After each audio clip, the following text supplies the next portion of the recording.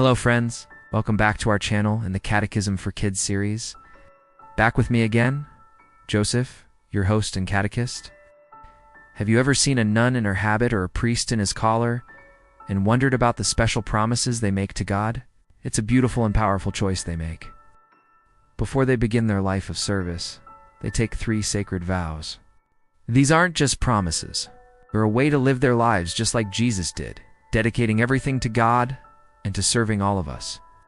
Let's explore what these 3 vows, poverty, chastity, and obedience truly mean, and why they are so central to their spiritual journey. First up is the vow of poverty. Now, this doesn't mean they have to live in absolute destitution. It's about a choice. They choose to give up owning lots of things and live simply. Why? To show everyone and to remind themselves that God is their greatest treasure, not worldly possessions. Think of it like this. By not being attached to material things, they free themselves up to rely more on God and to share what they have with their community and with those in need. In religious communities, things like cars, books, and even clothes are often shared. This practice builds a deep sense of trust in God's care and in each other. It's about being poor in spirit, as Jesus taught, recognizing that every good thing comes from God and living with a heart full of humility and gratitude. This vow also helps them stand in solidarity with the poor, whom they are often called to serve directly.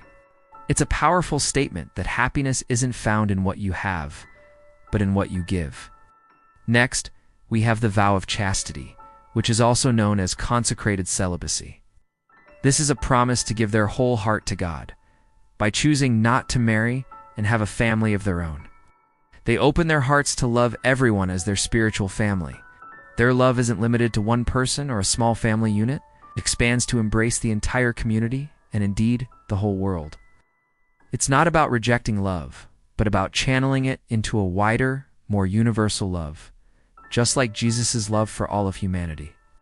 The Church sees this as a special gift that frees the heart for a deep and fervent relationship with God and an incredible availability to serve others. This vow is also a sign pointing toward our ultimate life in heaven, where our final, perfect union will be with God. It's a redirection of human love towards a higher spiritual purpose, filling their lives with a unique kind of joy and peace. The third vow is obedience. This might sound a bit strict, but it's actually an act of deep trust and faith. It means listening carefully to God's will and following the guidance of their religious superiors, who lead their community. It's modeled directly on Jesus, who was always obedient to the will of his Father. By vowing obedience, a person surrenders their own personal plans and desires for the sake of a bigger mission, the mission of their community and the Church. It's not a blind submission, it's a prayerful process of discernment. They trust that God's plan, often revealed through their superiors, is greater than their own. This helps the entire community work together for the common good, making them available to go wherever they are needed most. And surprisingly, many who take this vow find incredible freedom in it. By letting go of the pressure to figure everything out themselves and trusting in God's bigger picture, they are free to grow and flourish in ways they never imagined. Now, you might be wondering, do they just make these promises one day and that's it? Not exactly. The journey is a gradual and thoughtful one. It begins with what are called temporary vows. Think of this as a serious engagement period. For a few years, usually renewed 1 year at a time, the person lives out these vows of poverty, chastity, and obedience. This period is a crucial time of discernment. It gives the individual a real-life experience of this vocation, allowing them to pray and reflect to be absolutely sure that this is the path God is calling them to. It also gives the religious community a chance to see if the person is a good fit. It's a mutual process of getting to know each other and confirming the call from God. This time of trial ensures that the final commitment is made with full knowledge, freedom, and a deep sense of peace.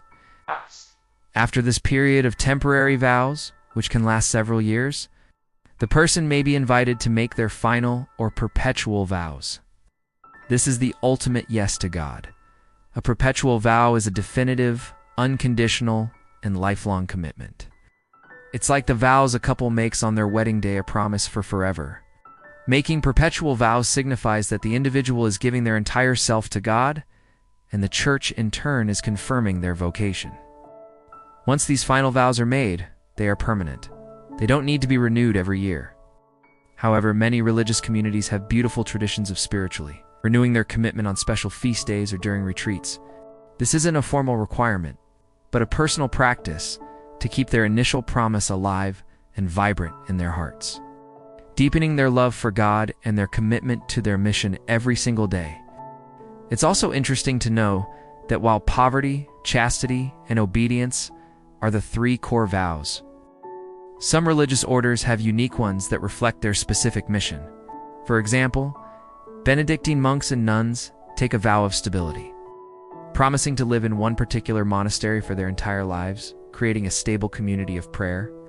The Jesuits take a special fourth vow of obedience to the Pope regarding missions, making them ready to be sent anywhere in the world.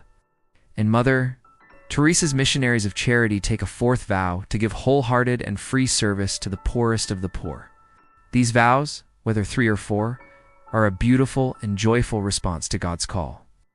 They are a way of life that reminds all of us that true happiness comes not from what we get, but from giving our lives in love and service to God and to others. Thank you so much for joining me today to learn about these profound promises. I hope it gives you a deeper appreciation for the lives of priests, nuns, and monks.